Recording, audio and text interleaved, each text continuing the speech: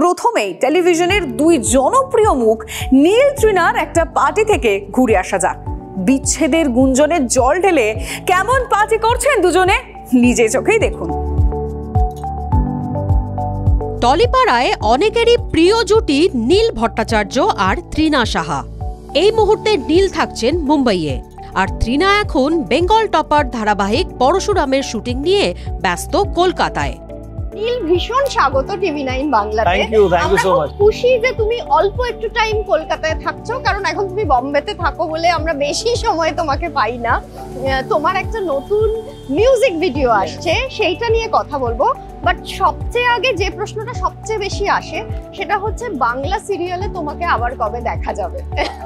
নিশ্চয়ই খুব তাড়াতাড়ি দেখা যেতে পারে, কিন্তু আপাতত আমি একটা ব্রেক নিয়েছি নিজেকে একটু বেটার করার জন্য। সো এই পুরোটাই হলো একটা প্রসেস, বিকজ আমার মনে হয় যে লাস্ট 10-11 বছর ধরে আমি অলমোস্ট এভরিডে আমি টিভি সিরিয়ালের জন্য কাজ করেছি।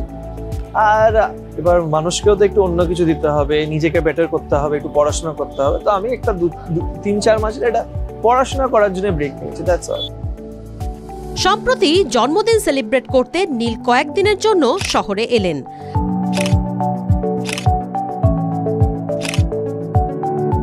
यारो बिना जिंदगी का सवाल खुदा, टेंशन फ्री वक्त का यही है फॉर्मूला, सुट्टे का कश लगा के साथ में ओल्ड मंक। আবার নিজের গাওয়া একটা গানও লঞ্চ করলেন তিনি। এই যে মিউজিক ভিডিওটা তুমি করলে, নিজেকে গানটা গাইতে হয়েছে, তো সেই চ্যালেঞ্জটা কি কারণে মনে হলো যে নেওয়া দরকার এবং কতটা এনজয় করলে?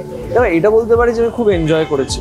আর এটা সব থেকে আগে বলবো যে আমি সিঙ্গার না, সব মধ্যবিত্ত বাঙালি পরিবারে একটা হারমোনিয়াম থাকে, আত্মীয়রা চলে আসলে বলে এই একটু তুই গিয়ে দে, এই তুই একটু নাচ করে দেখা, এরকম হয়। তো সেই চলটা আমাদেরও বাড়িতে ছিল, আমাদেরও এখনো যখন বন্ধুরা আমরা কখনো কখনো একসাথে আড্ডায় বসি তো একটু গান বাজনা হয়।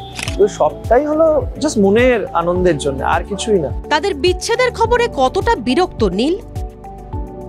মাঝে আমরা 3-4 মাস দেখেছি মানে নীল আর তৃণা আলাদা হয়ে যাবে, দুজনের বিচ্ছেদ হচ্ছে, দুজনের মুখ দেখা দেখি বন্ধ হয়ে গেছে, প্রেম ভেঙে গেছে, এইসব খবরে ভর্তি। এই ফেস্টার মধ্যে দিয়ে যেতে যেতেও তো খুব বিরক্তি লাগে, সারাক্ষণ এরকম একটা আলোচনা হচ্ছে, সেইটাকে তোমরা দুজনে হ্যান্ডেল করলে কি? অ্যাকচুয়ালি ব্যাপারটা হলো যে এটা প্রথমবার হয়নি, এটা আই থিঙ্ক দ্বিতীয়বার হচ্ছে আমাদের সাথে এভরিথিং। সব স্বামী স্ত্রীর মাঝখানে একটু মনোমালিন্য হয়, কিন্তু আমার মনে হয় সেটাতে যতক্ষণ একটু পার্সোনাল থাকে ততক্ষণ ভালো। এই লোকজন, অনেক পোর্টালস আছে যারা একটু ভিউজের জন্য এমন ব্যাপারটাকে মজার করে প্রেজেন্ট করতে ভালোবাসে যে লোকজনেরও খুব ইন্টারেস্টিং। ও আচ্ছা, তাহলে কি এটা একটা কন্ট্রাক্ট ম্যারেজ? বাট সেটাই মানে, আর আমি আর না এমনিতেও মানে ক্যামেরা এইসব সামনে বলি, মানে অ্যাকচুয়ালি যদি কখনো সত্যি কোনো প্রবলেম হয় আমরা নিজেরাই জানিয়ে দেবো, তার জন্য এত কিছু করতে হবে না। নীল খোলসা করে দিলেন যে তৃণার সঙ্গে প্রেম আছে আগের মতোই, তা বলে ঝগড়া করেন না দুজনে তা নয়।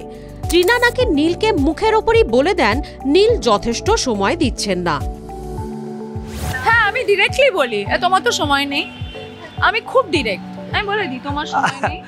আজ দুপুরবেলায় বলছি। হ্যাঁ, আজ দুপুরবেলায় বলে দিয়েছি, রিপ্লাইয়ের সময় নেই, নতুন বন্ধু পেয়ে ভুলে গেছি, সব বলি। আর টিপিক্যাল, আপনারাও হয়তো বলেন, সবাই বলে, আমিও বলি। এসব ঝগড়া টগড়া খুনসুটি বরবউয়ের মধ্যে চলতেই থাকে, তা বলে বিয়ে ভাঙছে নাকি? নায়ককে পাশে নিয়ে নায়িকা কি বললেন শুনে নিন। আপাতত তো নয়, আই থিঙ্ক